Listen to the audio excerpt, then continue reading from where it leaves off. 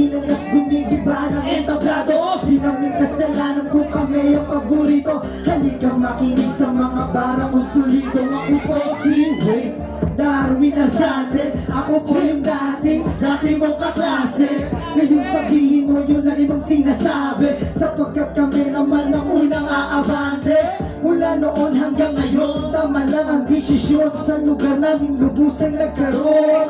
Kung may pagkakataon ay muling itutuon, hanggang sa dumating ang tamang panahon. Ngunit sinuot ang aking pagkabasa na taglay sa pagsusulat ng mga letra na walang umantay. Hindi maitatag yung pangkat na to ay naging tangkay sa mga batang dinarama na natin sa amin sumabay. Sa pagbagsak ng mga bagsakan ganito ay malalaman mo kung sino ang mga nag-utos, mga promotor at nagbuo ng malakasan na imperyong kilala ng mga totoo. Grupong replikado yan pag lumiyap ang mikropono. Kahit ito dumo o sumagot ka sa aming pagbalik, yun na namin pinuputol, matagal yung pananabik. At kung naangasang katayabangan na may kasamang pagbilit, Rokote Boy, once again, handa ako sa pakikinig.